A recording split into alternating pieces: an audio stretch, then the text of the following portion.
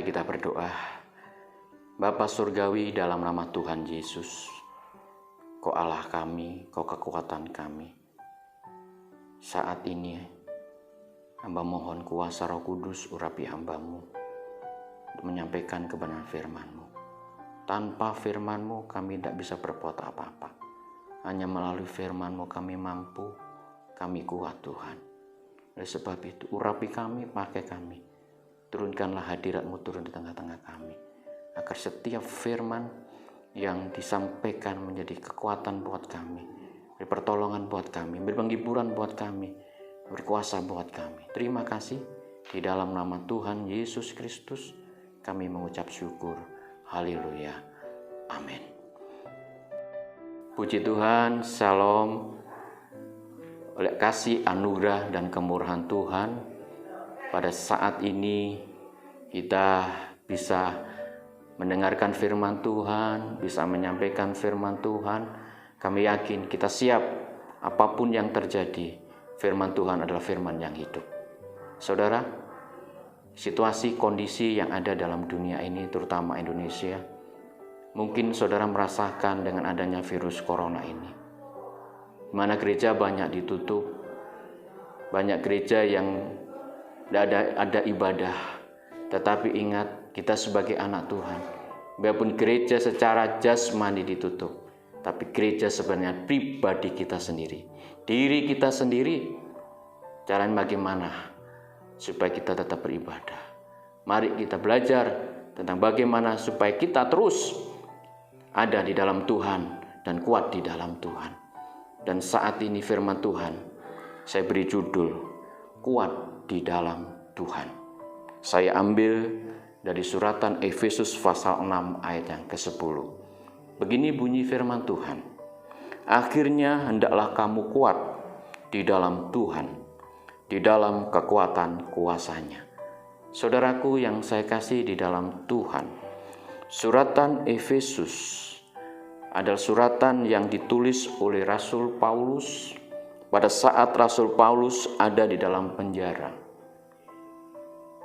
Paulus mendapatkan firman, mendapatkan visi dari Allah, agar Paulus menuliskan surat ini kepada jemaat di Efesus. Tahu jemaat di Efesus sedang mengalami masalah. Jemaat Efesus sedang mengalami tantangan kehidupan. Jemaat Efesus mengalami kegoncangan iman dikarenakan di daerah Efesus di situ banyak tempat-tempat penyembahan berhala.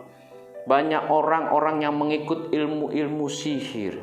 Dan orang-orang yang percaya saat itu diperhadapkan dengan orang-orang yang menyembah berhala, diperhadapkan dengan orang-orang yang memiliki ilmu-ilmu sihir. Dan banyak anak-anak Tuhan sedang mengalami masalah. Dan saat itu Rasul Paulus di dalam penjara, dia mendapatkan visi dari Allah, supaya dia menuliskan surat dan tulisannya, akhirnya hendaklah kamu kuat di dalam Tuhan. Kuat di dalam Tuhan. Saudara, kita tahu situasi kondisi yang ada sekarang ini. Dunia sedang digoncangkan. Masalah demi masalah terjadi dalam dunia ini. Tetapi kita anak-anak Tuhan, kita orang yang percaya kepada Tuhan, agar kita terus kuat di dalam Tuhan. Boleh masalah datang, tetapi kita harus kuat di dalam Tuhan. Kenapa kita kuat di dalam Tuhan? Karena Yesuslah sumber kekuatan kita. Hanya kepada Yesus ada sumber kekuatan. Hanya datang kepada Yesus ada kekuatan. Oleh sebab itu, datanglah kepada Yesus. Dialah Allah sumber kekuatan kita. Saudara, bagaimana kita bisa kuat di dalam Tuhan? Saudaraku, kalau kita ingin kuat di dalam Tuhan, ada 3 perkara yang akan saya sampaikan kepada saudara. Yang pertama, kalau kita ingin kuat di dalam Tuhan, yang pertama, melalui firman Tuhan. Saudara, firman Tuhan adalah sumber kekuatan kita. Saudara, dengan firman Tuhan kita mampu, saudara. Oleh sebab itu, firman Tuhan itu penting di dalam hidup kita. Mari kita tahu firman Tuhan. Setiap hari kita sebagai anak Tuhan, kita butuh, saudara, makanan rohani. Kita butuh makanan jasmani, tetapi rohani juga kita butuh. Caranya bagaimana? Makanan rohani hanya bisa dikasih makan kalau kita suka membaca, merenungkan firman Tuhan. Bacalah firman Tuhan setiap hari. Bacalah firman Tuhan setiap waktu di mana kita ada. Oleh karena firman Tuhan itulah sumber kekuatan kita. Bukan saja sumber kekuatan kita, firman Tuhan juga menuntun hidup kita ke jalan yang benar, saudara. Dengan firman Tuhan, situasi kondisi yang ada sekarang ini, mungkin saudara sedang menghadapi masalah apapun. Kalau saudara membaca firman Tuhan, saudara pasti akan diberi kekuatan melalui firman Tuhan. Saudara, Tuhan ajarkan saat ini kita sebagai anak Tuhan supaya kita suka membaca firman Tuhan. Mungkin saudara mengatakan, Tuhan, bagaimana saya membaca firman Tuhan? Setiap kali saya membaca firman Tuhan tidak mengerti artinya. Saudara, kalau saudara mempunyai Alkitab, di situ ada cara membaca firman Tuhan. Bagaimana ada cara membaca firman Tuhan? Saudara lakukan, pasti akan sinar kemuliaan Tuhan diberikan. Ada sinar kemuliaan Allah diberikan kalau kita suka membaca firman Tuhan. Saya dulu juga seperti itu, saudara. Saya membaca firman Tuhan tidak mengerti maksudnya. Tetapi setelah saya baca berkali-kali, berulang-ulang, akhirnya seperti mutiara yang tumbuh, yang muncul mempunyai arti yang luar biasa. Baca firman Tuhan berulang-ulang. Yosua berhasil, Yosua beruntung karena dia suka membaca firman Tuhan siang dan malam. Akhirnya dia mendapatkan kekuatan yang luar biasa. Saudara, suka membaca firman Tuhan. Kalau hari ini belum suka membaca firman Tuhan, mari kita membaca firman Tuhan. Yang kedua, bagaimana sumber kekuatan itu terjadi? Kalau kita suka berdoa. Saudara, doa itu mengundang hadirat Tuhan. Doa kita berbicara kepada Tuhan. Tetapi kita sebagai anak Tuhan, pasti kerohanian kita juga perlu untuk berdoa. Tapi kalau kita tidak pernah berdoa, mana bisa kita bisa bersekutu dengan Tuhan? Mana bisa kita bisa ngomong-ngomong dengan Tuhan? Jadi dengan adanya kejadian seperti ini, saudara, kejadian yang ada seperti ini, Tuhan inginkan supaya kita sebagai anak-anak Tuhan suka berdoa. Mungkin sudah mengatakan, Om, bagaimana sih saya berdoa? Tuhan sudah mengajarkan setiap pagi Yesus pagi-pagi buta datang untuk berdoa kepada Tuhan. Ya kita berdoa kepada Tuhan.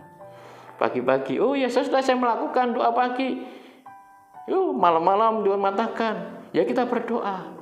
Daniel pada 3 kali sehari aku bersekutu kepada Tuhan. Aku berdoa kepada Tuhan.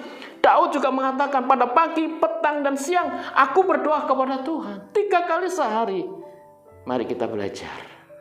Adakan waktu-waktu untuk kita berdoa kepada Tuhan. Kalau kita suka berdoa kepada Tuhan, kekuatan ada dalam hidup kita. Tantangan apapun boleh terjadi. Masalah apapun boleh terjadi dalam hidup kita. Tetapi kalau kita berdoa sama Tuhan, pasti kita akan mendapatkan kekuatan yang baru bersama Tuhan. Amin. Mari kita berdoa. Saudara, yang ketiga, bagaimana kita kuat di dalam Tuhan?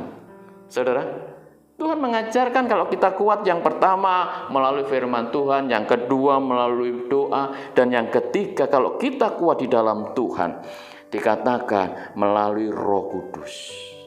Saudara, Roh Kuduslah sumber kekuatan.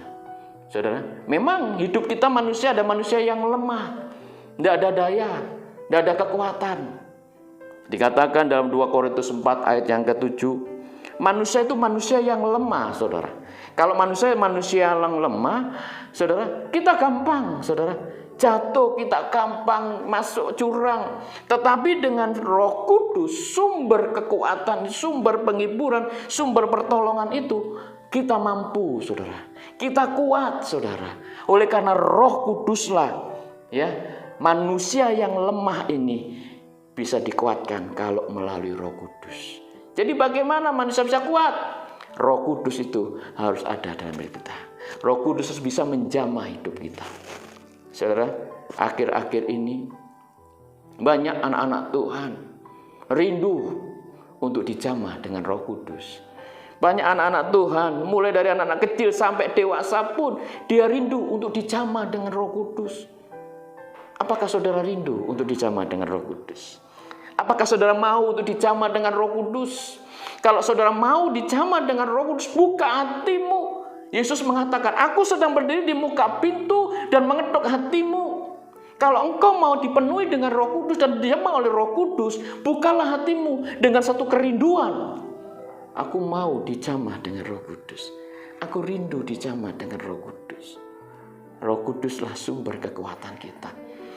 Saudara, dunia bisa bergejolak, tetapi Roh Kudus sumber penghiburan, sumber kekuatan kita.